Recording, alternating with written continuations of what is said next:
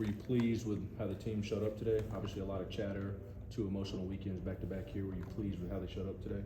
Yeah, Offensively, I mean, I think approach-wise, good energy in the building yesterday. I wasn't around on Monday, and you know, I don't know what the best plan is because the schedule varies when you get Sunday off, and then you got Mondays, kind of what it usually is for all college baseball players. But I was around yesterday, good energy in the building, and then today I think guys, were in here as early as ever, but just kind of kept it to what they needed, and then. When the game starts and you don't throw strikes, it puts everybody on their heels. But guys responded, and so overall, I think the approach was good. Maybe some guys a little more invested in the dugout, but no real complaints. Do you feel like Bargo fared defensively? Good. I thought he did really well. And we had some problems with the technology, but he caught well. And then we were going to need to, if a guy got on base, we're going to need to manage the game a little bit. And he's been there in big games, but I just didn't want it to be a conversation where it came down to one thing and we're like, we had Peebles there, his spot's not going to come up in the order. So we just went with the more experienced guy, but it's a long time coming. Coach E's been pressing for it. He's certainly prepared and capable, and it's good that we did it. And it'll happen again by the end of the year. And the biggest thing was not just him doing well defensively, but being that spark off the bench to kickstart an inning. How big was Dylan after he came in there, a little bit of fire there in the first inning? Yeah, it was outstanding. I think in a perfect world, you just kind of put him in a box of, hey, you're our guy that comes in and faces a couple lefties because he's done so well at it. We didn't start him just because Marcus didn't throw over the weekend. We wanted to give him a fair opportunity to take the ball and run with it. But Dylan's capable of going a lengthy amount of time, and it was probably time to get him out of there, but he gave us everything he had and looked really sharp doing it. And I'm hopeful it's a quick recovery so we can have him available for this weekend's games.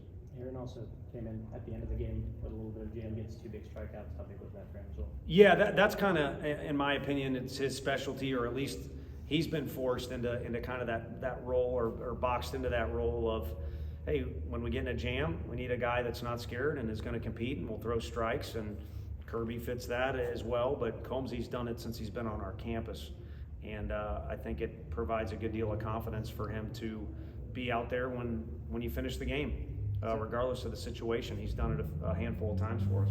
Is that the kind of thing you can't simulate? One of the things that no matter how much you practice or try to in scrimmages, it's just kind of hard to see if a guy has that. Yeah, no chance, because and then the other thing, as far as the confidence you can take from it, if he doesn't throw tonight, there's no sense in staying out here. Tomorrow he'd probably get some work off the mound, so it'd be a little lighter and not quite as intense. But it's not going to simulate what he's going to be thrown into more than likely this coming weekend. So for him to get out there and do it, I think was good. I don't think we'd script the end of it the way we did. I mean, we left Kirby out there a little longer than maybe you game plan, but this time of year is survive in advance, and the more you can get in the heat of the fire and get repetitions at learning how to survive, the better you are as a team and as an individual as well. What's the comfort level like when Dylan Dryling's up in a clutch moment? Does it seem like his heart rate ever gets above 50? No, it's annoying because my heart rate's about as high as Frank's, and you can imagine what that is. To have a calming influence on the mound is big in those jam situations we're talking about, but it's equally as important in the box. And again, I think when some of these guys 1 through 9 are just pressing to do what they got to do to help us win the game, it's a fun lineup. But it's not a good enough lineup to have 2 or 3 spots just disappear on you. And, I'd have to watch tape and analyze it, but I've kind of picked up anytime that does happen, and we've been able to win some games in an ugly fashion when it does, but it's usually 2 or 3 guys start out the day maybe trying to do too much or something other than just win the game, and it boils into a big ball of frustration, and you end up with a spot where you don't get anything out of it. And again, we used examples here. Reese probably doesn't want me bringing up a strikeout, but that one just sticks out of an at-bat where he drained the pitcher. Cal Stark hits a homer behind him. That's a team effort in a weird way, probably a way the fans don't notice, but and Chris Burke, I think, is the one who was telling me this past weekend, hey, when he used to play in the big leagues, the whole deal was just take a bite out of the pitcher. take a little piece of him with you, even if he does retire you. Where you guys are at with the DH spot right now, would you like to have one guy to be able to roll with, or is it kind of something that y'all are happy to do at matchup based?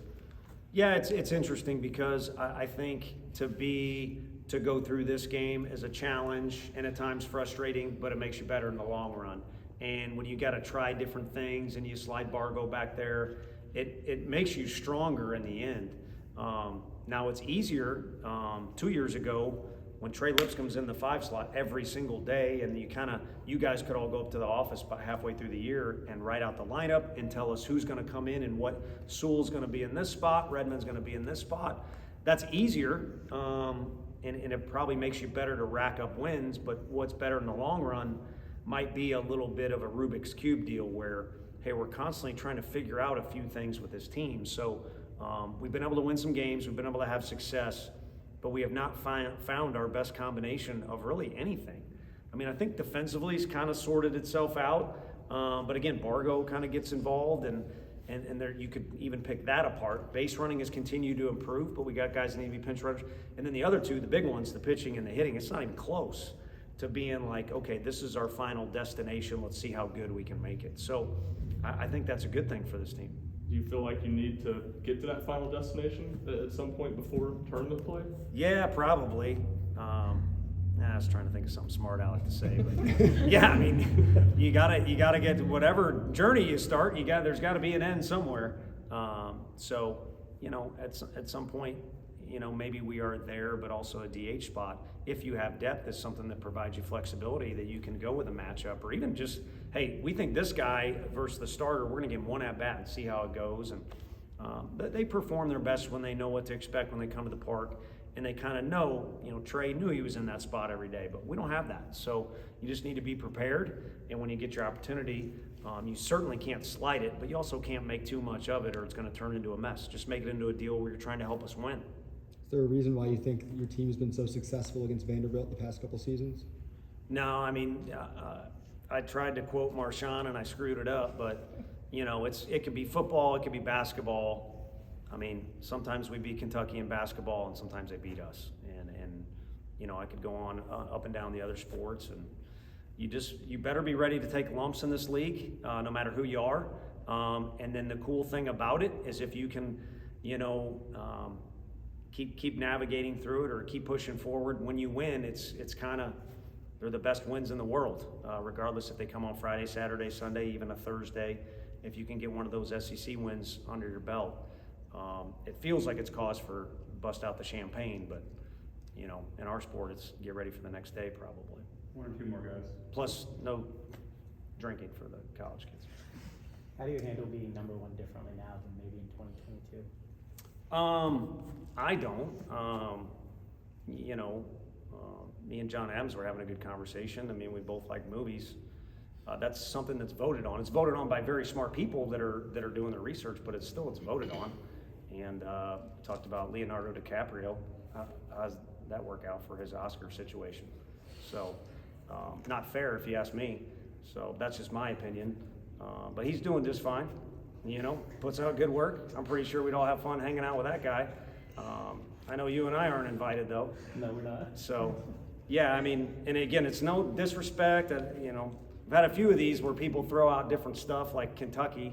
I never said one thing about their team. I may have said something about art, but somebody go ahead and labeled that as a Kentucky comment, and people thought it was cool. So that's great, but it's not what I said. So again, I'm not disparaging it at all, because again, there's people that it's their job and they do a hell of a job at it. So there's information accumulated there, but it is just something that's voted on. Whereas opposed to the end of the SEC tournament, you'll find out who wins the SEC tournament in Hoover based off the competition. And then, we're not, similar to football. Whereas if you're in that ranking, then you make that cutoff spot. So our goal is to get as good as we can get. The SEC tournament is a party like no other, but the best way to party is to win games. But ultimately for each of the SEC teams, we're trying to get 10, 11 teams, in a regional every year. And each of those teams, like Mississippi when they won, knows, if they don't know, they're not very smart. This league has got them prepared as good as you can possibly be, and you go out and see what you can do. And a lot of teams in our league have had success. What have you noticed about Vandy while studying for other teams who have played so far this year? Yeah, there's a lot of familiar faces because there's guys returning, and some of them are older, but there's also a lot of guys that they brought back that were younger, that were kind of platoon guys, or you saw here and there, that are now, the guys for them that are out there every day. They can always run.